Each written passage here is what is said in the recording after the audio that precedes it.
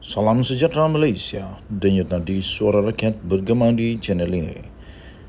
Jangan lupa tekan butang subscribe, like dan share. Malaysia kita punya, cintai Malaysiaku, kita jaga kita.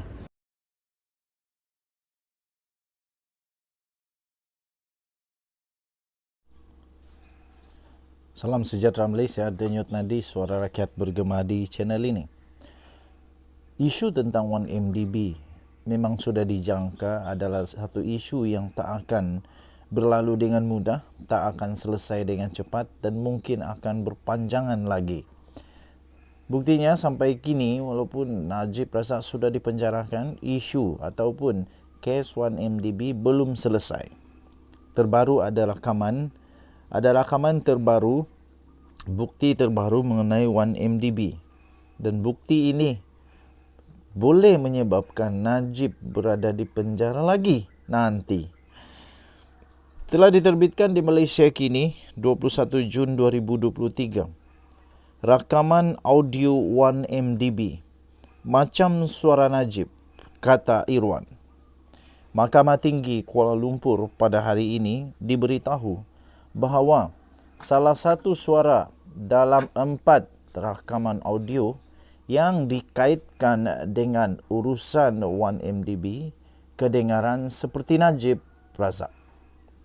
Bekas Ketua Setiausaha Perbendaharaan iaitu Muhammad Irwan Serigar Abdullah berkata demikian ketika memberi keterangan di dalam perbicaraan terhadap Datuk Seri Najib Tun Razak berhubung penyelewengan 2.28 bilion dana 1MDB. Saksi pendakwaan ke-42 itu memberi keterangan berhubung salah satu suara dalam keempat-empat rakaman audio berkenaan yang dimainkan ketika pemeriksaan utama oleh Timbalan Pendakwa Raya Ahmad Akram Garib. Jawab Irwan apabila ditanya oleh Akram, beliau berkata suaranya macam Najib. Dua daripada rakaman audio itu didakwa merupakan perbualan di antara Najib dan seorang pemimpin daripada Timur Tengah. Irwan juga mengenal pasti salah seorang daripada pemilik suara itu ialah Amhari Effendi Nazaruddin, iaitu bekas pegawai khas Najib. Amhari juga merupakan saksi pendakwaan. Dahulu, Hakim Perbicaraan iaitu Colin Lawrence Sikora telah membenarkan permohonan pihak pendakwaan itu untuk menerima 4 rakaman audio itu sebagai bukti. 4 rakaman audio itu adalah sebahagian daripada beberapa lagi rakaman yang telah didedahkan oleh Ketua Pesuruhjaya SPRM Latifah Koya pada tahun Januari 2020 yang lalu. Ia dikatakan melibatkan Najib dan individu lain yang dikaitkan dengan 1MDB. Pihak pendakwaan bergantung kepada 4 rakaman audio itu untuk mencabar dakwaan Najib bahawa dia menerima derma daripada Aram. Sementara itu, semasa pemeriksaan balas oleh Ketua Peguam Bela iaitu Muhammad Syafiee Abdullah pada hari ini, Irwan berkata dia tidak pasti sama ada suara dalam rakaman itu, audio itu benar-benar milik Najib kerana dia tiada ketika peristiwa itu berlaku. Di dalam sesi soal jawab di mahkamah itu, Syafiee bertanya, selepas mendengar rakaman itu, adakah anda boleh mengatakan ini deepfakes? Irwan menjawab, saya tidak boleh katakan kerana saya bukan pakar. Deepfakes ialah media sintetik yang dimanipulasi secara digital untuk menyerupai seseorang. Perbicaraan berkaitan 1MDB akan disambung semula pada 7 Julai akan datang. Najib yang pernah menjadi Menteri Kewangan dan pengerusi Lembaga Penasihat 1MDB berdepan dengan 4 pertuduhan salah guna kuasa dan 21 pertuduhan pengubahan wang haram membabitkan RM2.28 bilion daripada dana kekayaan negara Malaysia. Denyut Nadi Suara Rakyat bergema di channel ini. Bye-bye. Salam sejahtera Malaysia, Denyut Nadi Suara Rakyat bergema di channel ini. Tular di banyak media sosial, kononnya ada perselisihan besar.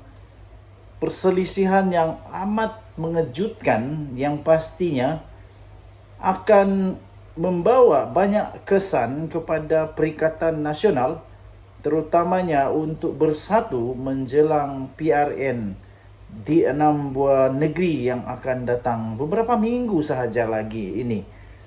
Dikabarkan banyak negeri yang bakal akan membubarkan Dewan Undangan Negeri dalam hanya beberapa minggu saja lagi. Dengan berita yang tersebar luas itu, boleh membawa banyak pengaruh yang amat besar kepada Perikatan Nasional dan juga bersatu.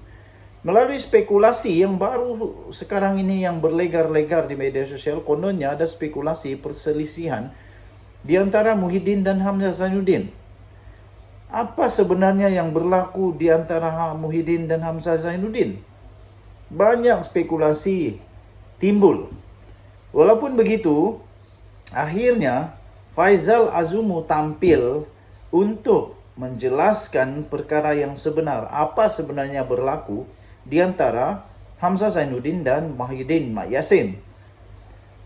Telah pun dilaporkan di bharian.com.my pada hari ini lebih kurang jam 3 petang tadi. Spekulasi perselisihan Muhyiddin dan Hamzah Zainuddin adalah laporan berniat jahat menjelang pilihan raya negeri, kata Faizal Azumu. Cuma saja ada satu peribahasa selalu berkata begini: pokok tak akan goyang kalau tak ada angin. Tak akan ada kocakan di air kalau tak ada batu yang jatuh. Itulah. Tapi harap-harap tak ada apa-apa lah.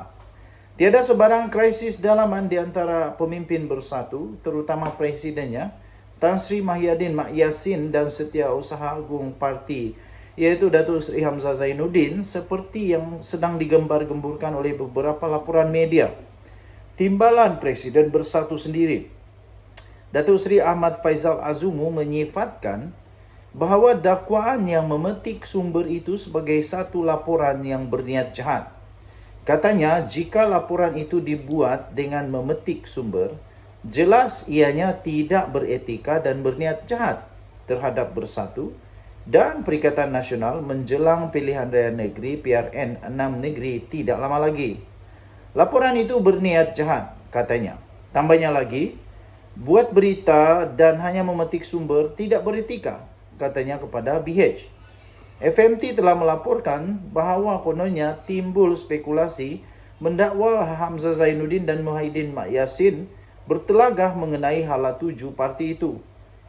Ia katanya berkaitan dengan timbul kononnya ada kabar angin yang menyatakan Hamzah Zainuddin yang juga Setiausaha Agung PN mungkin akan digantikan sebagai ketua pembangkang di Parlimen. Dua nama telah disebut menggantikan Hamzah Zainuddin, iaitu Ahli Parlimen Arau Datuk Seri Saidan Kasim atau Ahli Parlimen Ketereh Datuk Clear Muhammad Noor.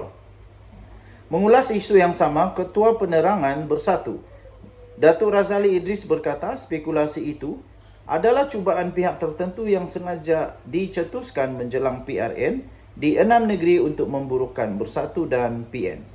Denyut Nadi Suara Rakyat bergema di channel ini. Jangan lupa tekan butang subscribe, like dan share. Bye-bye.